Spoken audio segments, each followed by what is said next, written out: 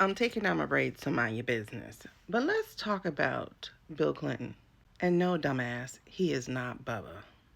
Because Bubba, y'all, had another slight definition to it. And after Sasha's testimony, which one do you think it is? Now that the grown-ups are left in the room, let's again talk about Bill Clinton. So first, let's start with how they are talked about. Because y'all, the GOP has three things going for them. One, they are pretty damn good at marketing. They will say that they can do shit that they actually don't ever or cannot really do, such as find waste, fraud, and abuse, such as find weapons of mass destruction, such as find Antifa. They're right here, by the way. And in an era where all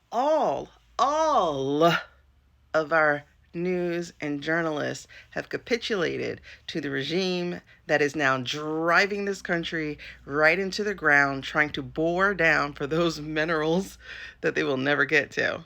You gotta pay attention to how they talk about something. So, one, like I said, they are really good at branding. Two, they are dealing with a country with a fifth or sixth grade reading comprehension. In other words, a problem with being majorly, functionally illiterate. How about we go with that? And three, our people have been trained to have goldfish attention spans. So they have to put together their marketing, put together it in an elementary style, and put it really, really fast. So if you look here, it says Clinton's defy subpoena. It also says Clinton refuse. These are some very strong, emotionally charged words instead of being real journalism. So I said, let's go ahead and see what the Clintons actually did. And fortunately, a creator shared his letter, and I started reading his letter, and I was like, what? We need to all read this letter together. Let's see if TikTok suppresses this one.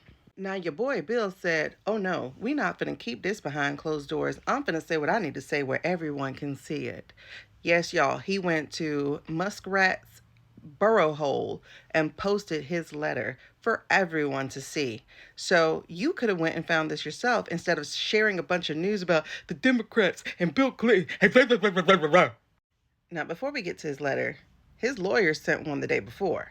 We're going to flip through that real quick. Y'all can always pause and read. Page 2, page 3, page 4, page 5, page 6, page 7. Yeah, they had a lot to say. And page 8. And they signed that thing big because they said what they said. Now let's get to Bill. Now this one is 4 pages, so you can read it on your own. But if I have time, we're going to try to read it together. So it says, Chairman Comer, we want to take a moment, given everything, to address you directly. See, this past year has seen our government engage in some unprecedented acts, including against our own citizens. People have been seized by masked federal agents from their homes, their workplaces, and the streets of their communities. Students and scientists with visas permitting them to study and work here have been deported without due process.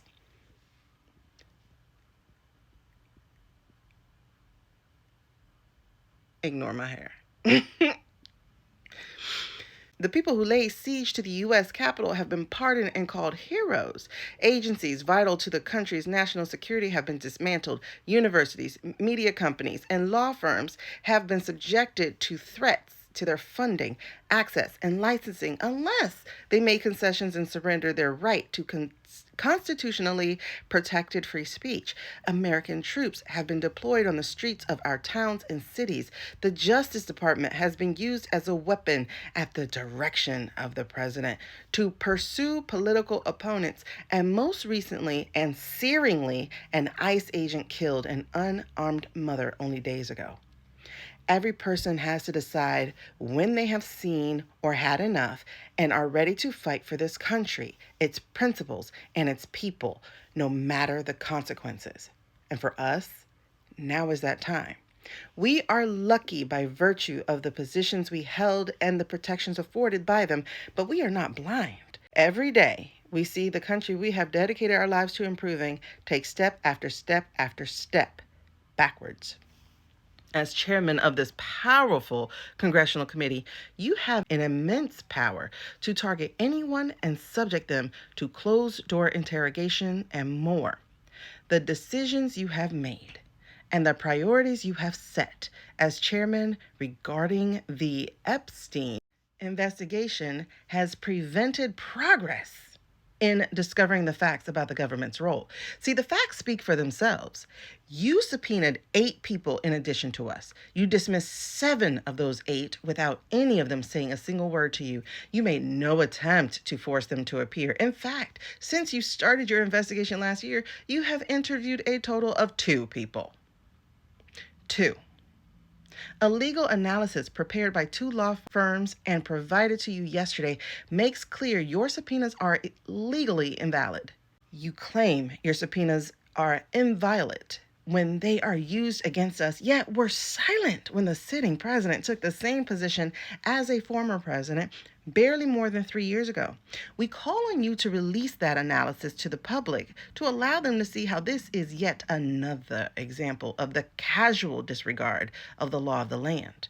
All the while, you have done nothing with your oversight capacity to force the Department of Justice to follow the law and release all its Epstein files, including any material regarding us as we have publicly called for. I'm going to pause right here, and I'll flash the other 2 pages up for you to screenshot and read yourself. But I'm sure you can hear very clearly where they stand. They don't go, oh, we don't want you not to find out anything about us. They said, we want fairness, we want law, and we want you to do your damn job. They understand they're walking into a trap, not actual justice.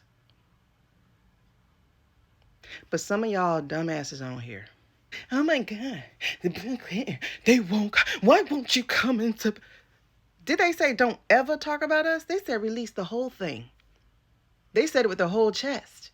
They put it out here for you to read, and yet you still went and parroted Fox News. And these paid influencers on here who have kept Bill's name in their mouth as if he really was Bubba.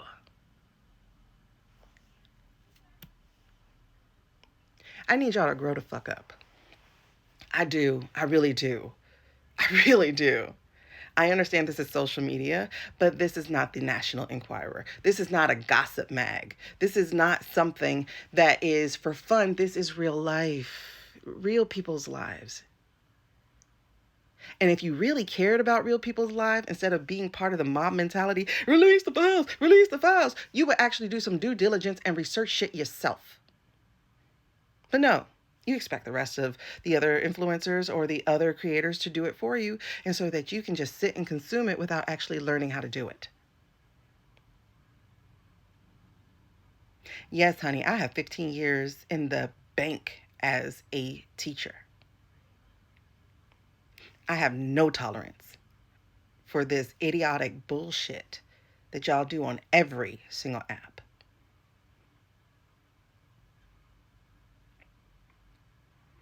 Here's the flash of the other letters. You read it and understand you're wrong. You keep choosing the enemy that's the easiest instead of actually doing real work. Here's page 3.